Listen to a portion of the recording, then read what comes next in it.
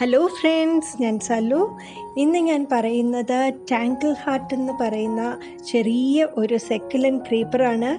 ഇത് നല്ല ഹാങ്ങിങ് പ്ലാന്റ് ആയിട്ട് കിടക്കുന്ന, വേഗം ഫാസ്റ്റ് ഗ്രോയിങ് ആയിട്ട് വളരുന്ന ഒരു ഹാങ്ങിങ് പ്ലാന്റ് ആണ്. ശരിക്കും ഇതിൻ്റെ നേറ്റീവ് പ്ലേസ് എന്ന് പറഞ്ഞാൽ ആഫ്രിക്കയാണ്. ഈ പ്ലാന്റിന് 2-3 പേരുകളുണ്ട്. പില്ലോ പ്ലാന്റ് എന്നറിയപ്പെടും, സ്വീഡിഷ് ഐവി എന്ന് പറയും. നമ്മുടെ നാട്ടിൽ കോമൺ ആയിട്ട് പറയുന്ന ടാങ്കിൾ ഹാർട്ട് എന്നാണ്. ഇന്നത്തെ വീഡിയോയിൽ ടാങ്കിൾ ഹാർട്ട്സ് എന്ന് പറഞ്ഞാൽ ഈ ക്രീപ്പർ പ്ലാന്റ് എങ്ങനെ നമുക്ക് നടാം, അത് 3 തരത്തിൽ നടാൻ സാധിക്കും. അതിൻ്റെ കെയർ, അതുപോലെ തന്നെ ഇതിന് എത്രത്തോളം വെള്ളം, വാട്ടറിങ് എത്രത്തോളം വേണം, സൺലൈറ്റ് എത്രത്തോളം വേണം, ഈ കാര്യങ്ങളാണ് നമ്മൾ ഇന്ന് ഈ വീഡിയോയിൽ ഡിസ്കസ് ചെയ്യുന്നത്. എൻ്റെ ചാനൽ ആദ്യമായിട്ടാണ് കാണുന്നതെങ്കിൽ സബ്സ്ക്രൈബ് ചെയ്യാൻ മറക്കരുത്. അതോടൊപ്പം ബെല്ലൈക്കൺ ക്ലിക്ക് ചെയ്യുക. അതിൽ ഓൾ എന്നുള്ള ഓപ്ഷൻ ഉണ്ട്. അതിൽ ഓൾ ക്ലിക്ക് ചെയ്താൽ മാത്രമേ എനിക്ക് ഞാൻ ഇടുന്ന എല്ലാ വീഡിയോസും നിങ്ങൾക്ക് അപ് ടു ഡേറ്റ് ആയിട്ട് കിട്ടത്തുള്ളൂ. അതുപോലെ തന്നെ നിങ്ങൾക്ക് ഈ വീഡിയോ ഇഷ്ടപ്പെട്ടെങ്കിൽ തീർച്ചയായിട്ടും ലൈക്ക് ചെയ്യണം. എന്നാലേ എനിക്ക് അറിയത്തുള്ളൂ നിങ്ങൾക്ക് വീഡിയോ എത്രത്തോളം ഇഷ്ടപ്പെട്ടു എന്നുള്ളതും. അതുപോലെ തന്നെ എന്തെങ്കിലും ഡൗട്ട്സ് ഉണ്ടെങ്കിൽ കമൻറ്റ് ബോക്സിൽ കൊടുക്കുക. അതുപോലെ ഇഷ്ടപ്പെട്ടെങ്കിൽ തീർച്ചയായിട്ടും നിങ്ങളുടെ ഫ്രണ്ട്സ്, റിലേറ്റീവ്സും ഒക്കെ ആയിട്ട് ഈ വീഡിയോ ഷെയർ ചെയ്യുക.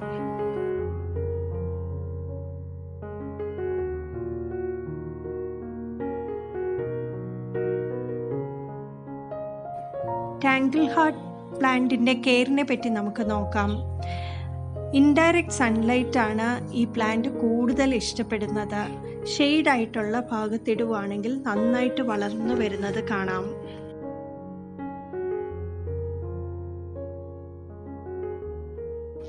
വാട്ടറിങ്ങിൻ്റെ കാര്യം നോക്കിക്കഴിഞ്ഞാൽ ആഴ്ചയിൽ ഒരിക്കൽ മാത്രം വെള്ളം ഒഴിച്ചു കൊടുത്താൽ മതി.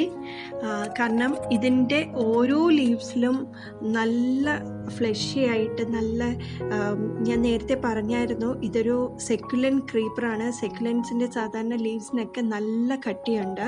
അതിൻ്റെ അകത്ത് നമ്മളിങ്ങനെ പ്രസ് ചെയ്ത് കൊടുത്താൽ തന്നെ നമുക്ക് മനസ്സിലാവും അതിനകത്ത് വെള്ളം നിൽക്കുന്നുണ്ട്. അപ്പം ഇതിന് ആവശ്യമായിട്ടുള്ള വെള്ളം മാത്രം കൊടുത്താൽ മതി. അത് ആഴ്ചയിൽ ഒരിക്കൽ സ്പ്രേ ചെയ്തോ അല്ലാന്നുണ്ടെങ്കിൽ നമുക്ക് റൂട്ട്സിലോ ഒഴിച്ചു കൊടുക്കാവുന്നതാണ്. ഇതിൻ്റെ പുതിയ ലീവ്സ് വരുമ്പോഴത്തേക്ക് അതിനൊരു ഡാർക്കർ ഷെയ്ഡാണ് വരുന്നത്, ഡാർക്കർ ഗ്രീൻ ഷെയ്ഡാണ് വരുന്നത്. അതുപോലെ തന്നെ മെച്യൂർഡ് ആയിട്ടുള്ള ലീവ്സിനെല്ലാം ലൈറ്റ് ഗ്രീൻ ആയിട്ടാണ് കാണപ്പെടുന്നത്. ലീവ്സിൻ്റെ പ്രത്യേകതകൾ കൊണ്ട് തന്നെയാണ് നല്ല കട്ടിയുള്ളത് കാരണമാണ് പില്ലോ പ്ലാന്റ് എന്നും കൂടെ പറയപ്പെടുന്നത്. അതുപോലെ ടാങ്കിൾ ഹാർട്ട് പ്ലാന്റിൻ്റെ ഏറ്റവും വലിയ ഒരു ബെനിഫിറ്റ് എന്ന് പറഞ്ഞാൽ വലിയ പോട്ട്സിലാണെങ്കിലും അല്ലെങ്കിൽ ചെറിയ പോട്ട്സിലോ അല്ലെങ്കിൽ കപ്പിലോ മഗ്ഗിലോ എവിടെ വേണമെങ്കിലും നമുക്ക് നടാൻ സാധിക്കും. ഈ കപ്പിലും മഗ്ഗിലും ഒക്കെ നടുന്ന സമയത്ത് അതിന് ഡ്രെയിനേജ് ഹോള് വേണമെന്ന് ഒരു നിർബന്ധവും ഇല്ല. കാരണം നമ്മൾ ആഴ്ചയിൽ ഒരിക്കൽ മാത്രമാണ് ഇതിന് നനയ്ക്കുന്നത്. ഇത് എനിക്ക് എൻ്റെ ഒരു ഫ്രണ്ട് ഒരു ചെറിയ തണ്ട് 2 തന്ന്, ആ ഒരു ചെറിയ തണ്ടാണ് ഇപ്പോൾ ഇത്രയും വലുതായിട്ട് നല്ല ഹാങ്ങിങ് ആയിട്ട് കിടക്കുന്നത്. ഇനി നമുക്ക് 3 തരത്തിൽ ഈ ടാങ്കിൾ ഹാർട്ട് നമുക്ക് പ്രൊപ്പഗേറ്റ് ചെയ്തെടുക്കാം. അത് ഏതൊക്കെ രീതിയിലാണ് ചെയ്യാൻ പറ്റുന്നതെന്ന് കാണിച്ചു തരാം.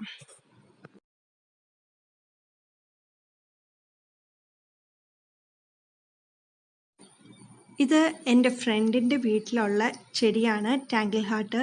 അപ്പം പുള്ളിക്കാരി ചെയ്തിരിക്കുന്നത് ഒരു റിങ്ങാണ്, ബാംബൂൻ്റെ ഒരു റിങ്ങാണ് എടുത്തിരിക്കുന്നത്. അതിൽ വെറുതെ ഒന്ന് കയറ് ചുറ്റി അതിൻ്റെ കൂടെ തന്നെ നടുക്കത്തെ പോർഷനിൽ കുറച്ച് ചകിരിയും കൂടെ വെച്ചിട്ടുണ്ട്. അതിൽ കുറച്ച് ചാണകപ്പൊടിയും കൂടെ ഇട്ട് കൊടുക്കുകയാണെങ്കിൽ നല്ല പോലെ ഈ പ്ലാന്റ് വളർന്ന് ചെറിയൊരു തണ്ടാണ് വെച്ച് നോക്കിയതാണ്. പക്ഷേ നന്നായിട്ട് അത് കിളിച്ചു വരുന്നുണ്ട്. ഈ വെറുതെ കൊണ്ടുവന്ന് നമ്മൾ നട്ടാൽ പോലും അത് നന്നായിട്ട് കിളിച്ചു വരും. അതിനൊന്ന് പടരാൻ വേണ്ടിയിട്ടാണ് ഈ ഒരു കയറ് കെട്ടിയിരിക്കുന്നത്. ആ കയറിൽ ഒന്ന് പിടിച്ചിരിക്കാൻ സാധിക്കും. അതുപോലെ തന്നെ കുറച്ച് ചാണകപ്പൊടി, അതുപോലെ തന്നെ കുറച്ചൊന്ന് സ്പ്രേ ചെയ്ത് രീതിയിൽ 2 ആഴ്ച കൂടുമ്പം നമ്മൾ സാധാരണ കൊടുക്കുന്ന ലിക്വിഡ് ഫെർട്ടിലൈസർ ഉപയോഗിക്കുകയാണെങ്കിൽ കുറച്ചും കൂടെ നല്ലതാണ്. ഈ ഒരു രീതിയിൽ ചെയ്യുകയാണെങ്കിൽ നമുക്ക് ഹാങ് ചെയ്തിടാം. പക്ഷേ മണ്ണിൽ വെക്കുന്ന കണക്കുള്ള ഒരു ഗ്രോത്ത് ഉണ്ടാവുന്നില്ല, ഭയങ്കരമായിട്ടുള്ളൊരു ഗ്രോത്ത് ഉണ്ടാവുന്നില്ല. പക്ഷേ ചെടി നന്നായിട്ട് തന്നെ നിൽക്കുന്നുണ്ട്. പക്ഷെ മണ്ണിൽ വെച്ച് നോക്കുമ്പോൾ കുറച്ച് ഗ്രോത്ത് കുറവാണ്. ഇനി നമുക്ക് രണ്ടാമത്തെ രീതിയിൽ എങ്ങനെയാണ് ടാങ്കിൾ ഹാർട്ട് പ്രൊപ്പഗേറ്റ് ചെയ്യുന്നതെന്ന് നോക്കാം. ഇതിൻ്റെ മെച്വേർഡ് ആയിട്ടുള്ള ലീവ്സ് മാത്രം കട്ട് ചെയ്തിട്ട് നമ്മൾ പുതിയ തൈകൾ ഉണ്ടാക്കിയെടുക്കുകയാണ് ചെയ്യുന്നത്. അതിന് ഇതിൻ്റെ അകത്ത് തളിരായിട്ടുള്ളതല്ല, നല്ല മെച്വേർഡ് ആയിട്ടുള്ള നല്ല ലീവ്സ് നോക്കിയെടുക്കുക. എന്നിട്ട് നമുക്കത് ചെറിയ ചെറിയ ഇതേപോലത്തെ ലീവ്സ് എടുക്കുക. എന്നിട്ട് നമുക്ക് പോട്ടിൽ വെറുതെ ഒന്ന് കുത്തി വെച്ച് കൊടുത്താൽ മതി. നിങ്ങൾക്കിപ്പം നോക്കിക്കഴിഞ്ഞാൽ കാണാം, ഇതിൻ്റെ അകത്ത് ചെറിയ ചെറിയ തൈകൾ വന്നിട്ടുണ്ട്. ഞാൻ നേരത്തെ വെച്ചിരുന്ന ലീവ്സിൻ്റെ അകത്തുനിന്ന് പുതിയ തൈകൾ വന്നിട്ടുണ്ട്. ഇവിടെയും വലിയൊരു ലീഫിൻ്റെ ഇടയിലും ചെറിയ തൈകൾ വന്നിട്ടുണ്ട്. നമ്മളിത് വെച്ച് കഴിഞ്ഞിട്ട് ഒരുപാട് വെള്ളമൊന്നും ഒഴിക്കരുത്, വല്ലപ്പോഴും ഒന്ന് സ്പ്രേ ചെയ്ത് കൊടുത്താൽ മതി. കണ്ടോ എത്ര പെട്ടെന്ന്! ഇതെനിക്കൊരു 2 വീക്സിനുള്ളിലാണ് ഈ ഒരു പ്രൊപ്പഗേഷൻ നടന്നിരിക്കുന്നത്. അതുപോലെ തന്നെ നേരത്തെ ഞാൻ വെച്ചിരുന്ന ഒരു സ്നേക്ക് പ്ലാന്റിൻ്റെ ലീഫും ഇതിൻ്റെ കൂട്ടത്തിൽ വെച്ചിട്ടുണ്ട് പ്രൊപ്പഗേറ്റ് ചെയ്യാനായിട്ട്. അതും പെട്ടെന്ന് കിളിച്ചു വന്നിട്ടുണ്ട്. അതും ഇതിൻ്റെ കൂട്ടത്തിൽ തന്നെയാണ് വെച്ചിരിക്കുന്നത്. അപ്പം നമുക്ക് പ്രൊപ്പഗേറ്റ് ചെയ്യാൻ ഈ ഒരു രീതിയിലും ചെയ്യാം. ഇനി നമുക്ക് അടുത്ത രീതി ഏതാണെന്ന് നോക്കാം. ഞാൻ പ്ലാസ്റ്റിക്കിൻ്റെ ഒരു സ്വീറ്റ് ബോക്സിൻ്റെ അകത്താണ് ഇനി പ്രൊപ്പഗേറ്റ് ചെയ്യാൻ പോകുന്നത്. ഇതിൻ്റെ അകത്ത് നമ്മൾ സാധാരണ സോയിൽ തന്നെയാണ് എടുത്തിരിക്കുന്നത്. അതിൻ്റെ കൂട്ടത്തിൽ തന്നെ കൊക്കോപീറ്റും കുറച്ച് ചാണകപ്പൊടി ഇട്ടിട്ടുണ്ട്. ഒന്നീ നമുക്ക് ഈ വട്ടത്തിൽ തന്നെ ഈ ഒരു ഹാങ്ങിങ് തന്നെ നമുക്ക് ചുറ്റും വെച്ചിട്ട് വേണമെങ്കിൽ പ്രൊപ്പഗേറ്റ് ചെയ്തെടുക്കാം. അതല്ല എന്നുണ്ടെങ്കിൽ നമുക്ക് താഴത്തെ 2 ലീവ്സ് കട്ട് ചെയ്ത് മാറ്റിയിട്ട് ഇങ്ങനെ വെറുതെ കുത്തി വെച്ച് കൊടുത്താൽ മതി. ആ നമ്മൾ കട്ട് ചെയ്ത ലീവ്സും വെറുതെ കളയരുത്, അതും ഇതുപോലെ തന്നെ വെറുതെ ഒന്ന് കുത്തി കൊടുക്കുക.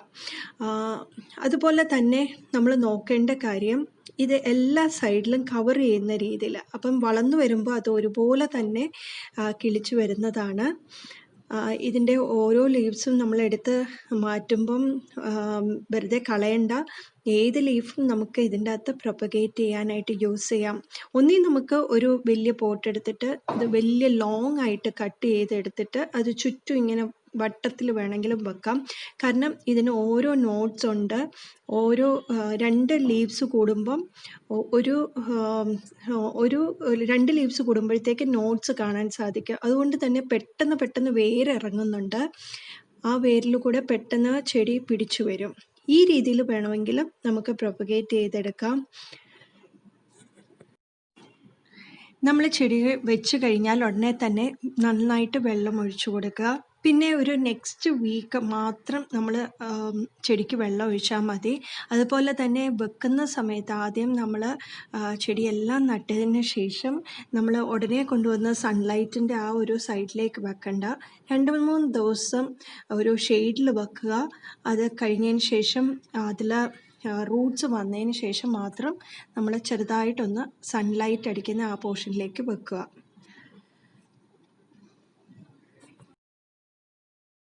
നല്ല ക്രിയേറ്റീവായിട്ട് ചിന്തിക്കുന്ന ഒരാൾക്ക് എവിടെ വേണമെങ്കിലും ഈ ഒരു പ്ലാന്റ് പ്ലേസ് ചെയ്യാൻ പറ്റും.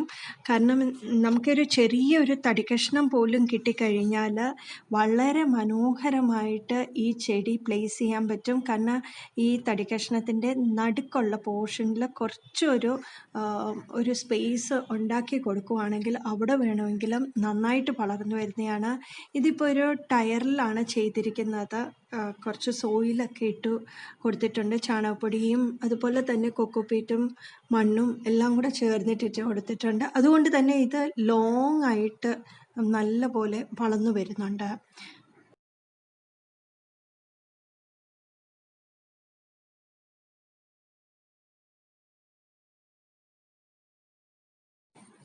എല്ലാവർക്കും ഇപ്പോൾ മനസ്സിലായി കാണുമല്ലോ. ഫ്രണ്ട്സിൻ്റെ റിലേറ്റീവ്സിൻ്റെ കയ്യിൽ നിന്നൊക്കെ നമ്മൾ ചെടികൾ വാങ്ങിക്കാറുണ്ട്. ഇനി ടാങ്കിൾ ഹാർട്ട് വാങ്ങിക്കുമ്പം ചെറിയ ഒരു തണ്ട് കിട്ടിയാൽ മതി. അതുപോലെ തന്നെ ഇതിൻ്റെ ലീവ്സ് കിട്ടിയാലും നമുക്ക് പ്രൊപ്പഗേറ്റ് ചെയ്തെടുക്കാം എന്നുള്ള കാര്യം മനസ്സിലായല്ലോ. അതുകൊണ്ട് തന്നെ നിങ്ങൾ ഇനിയും ടാങ്കിൾ ഹാർട്ട് ആണെങ്കിലും അല്ലെങ്കിൽ ടേർട്ടിൽ വൈൻ ആണെങ്കിലും നമ്മൾ വാങ്ങിക്കുമ്പം കുറച്ച് വാങ്ങിച്ചാൽ മതി. നമുക്ക് ക്ഷമയോടെ കാത്തിരുന്നാൽ നല്ല പോലെ ഇത് വളർത്തിയെടുക്കാൻ സാധിക്കും.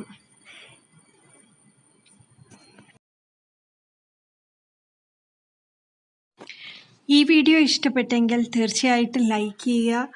ലൈക്സ് ഉണ്ടെങ്കിൽ മാത്രമേ എനിക്കറിയത്തുള്ളൂ നിങ്ങൾക്കിത് ഇഷ്ടപ്പെട്ടെന്നുള്ള കാര്യം. അതുകൊണ്ട് മറക്കാതെ ലൈക്ക് ചെയ്യുക.